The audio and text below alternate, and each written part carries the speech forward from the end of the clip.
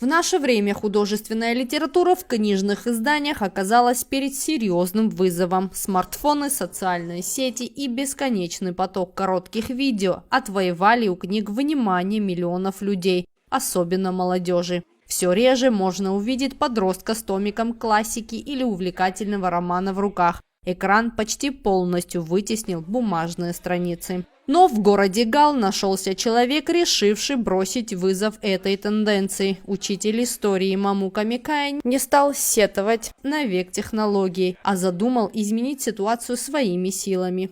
Вдохновившись идеей буккроссинга, свободного обмена книгами и концепцией уличных мини-библиотек, он подготовил проект, подал заявку на грант в фонд Амшра и одержал победу. Проект «Книжные домики», или по-другому этот проект еще называется «Свободная уличная библиотека», до сих пор существует и функционирует в нашем любимом городе. Я запустил данный проект при помощи общественной организации Амшра. И, пользуясь случаем, я бы хотел поблагодарить именно представителей этой организации за такую возможность, потому что мне кажется, что этот проект является одним из интересных проектов, который был осуществлен в нашем городе. Это металлические конструкции, которые расположены и установлены в парковой зоне нашего города.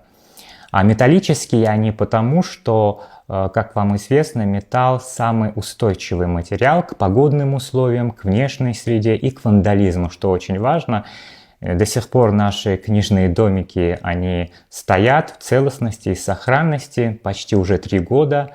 Это, скорее всего, долгосрочная инвестиция в культурное будущее нашего города. Так, в середине декабря 2023 года в самом сердце Гала появились 2 аккуратных книжных домика. Небольшие, но очень уютные уличные библиотеки. Изначально, когда мы устанавливали книжные домики, мы хотели именно разработать следующую концепцию. Концепцию доверия и обмена. То есть у нас было очень много потенциальных читателей, которые интересуются художественной литературой, фантастической литературой и так далее. Но изначально, когда мы именно имели определенные, скажем так, правила, и расписали мы эти правила по пунктам, то есть каждый потенциальный бенефициар, он должен был взять свою любимую книгу, но взамен должен был положить другую книгу. Но вот эта вот ответственность за круговорот книг немного отсутствует на сегодняшний день. Почему? Потому что мы видим то, что книжные домики иногда пустые. А пустые они потому, что в основном те люди, которые являются участниками, скажем так, круговорота этих книг, они берут интересные новые книги, но при этом не приносят взамен никакую книгу. И в соответствии с этим мы испытываем, скажем так, истощение именно запаса книг. И мне самостоятельно приходилось очень много раз восполнять фонд книг своими определенными ресурсами, которые имелись. Кстати, хочу отметить, некоторые школы мне помогали в этом.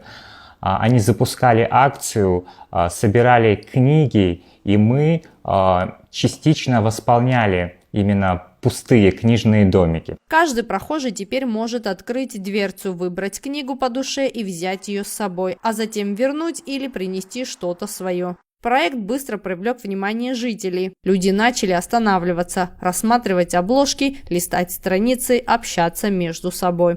Я думаю, что все у нас получится, потому что в нашем районе есть читающая молодежь, которая интересуется именно книгами, литературой. И я уверен, что в будущем мы не будем испытывать такие проблемы. Я хотел, чтобы книги снова стали частью городской жизни, рассказывает Мамука, чтобы чтение не ассоциировалось только с школой или библиотекой, а воспринималось как удовольствие, доступное каждому и в любое время. Сама идея проекта очень проста. В эпоху цифровых гаджетов, которые заполонили, скажем так, нашу повседневную жизнь и наше свободное время, я хотел создать осязаемый социальный призыв. Остановись и возьми в руки книжку. И моя основная цель, которую я преследовал в рамках осуществления данного проекта, это прежде всего популяризация чтения именно бумажных книг среди населения нашего города, нашего района, потому что все-таки вот шелест страниц, текстура бумаги, запах переплета – это уникальный сенсорный опыт, который не заменит ни один экран. Значимость этих маленьких библиотек трудно переоценить. Сегодня они стали не просто местом обмена книг, но и символом доверия и общения. Нам удалось изменить даже мир одного ребенка, рассказывает Мамука. Эта история связана с типичным подростком-школьником. Он является представителем, получается, поколения альфа, то есть гаджеты, смартфоны, виртуальность – это часть их повседневной жизни. В его мире, значит, получается, вот через тот самый маленький экран смартфона, который он использует и очень много времени тратит на это, постоянно принимает участие в разных, скажем так, онлайн-играх, смотрит короткие видео, ну и проводит достаточно огромное количество времени.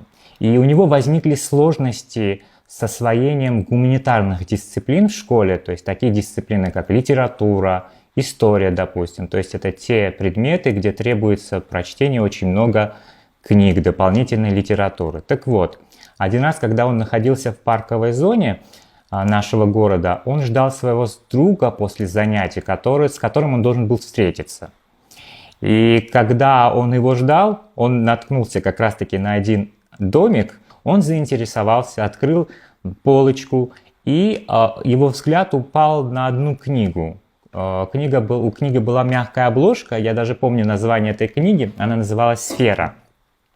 И в этой книге рассказывалось о выживании в космосе. То есть это такая интересная, но выдуманная история была. То есть получается, так как он занимался, скажем так, онлайн-играми, то именно содержание этой книги перекликалось с тем, чем он занимался в свободное время. И это его очень сильно заинтересовало. И он начал именно читать эту книгу, пролистывать. Затем он первый раз в жизни погрузился очень глубоко в этот удивительный мир литературы. И в дальнейшем он просто отложил смартфон в сторону и увлекся чтением. Об этом, кстати, мне сообщили родители. Они мне написали сообщение с благодарностью. На самом деле это один из таких позитивных примеров, которые я могу сказать с гордостью, то, что все-таки та основная цель, которую мы преследовали, она удалась.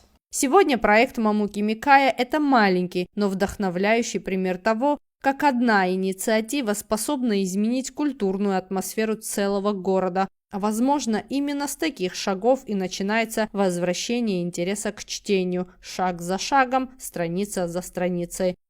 Тея Басария, Александр Хуторов, Гал Медиа.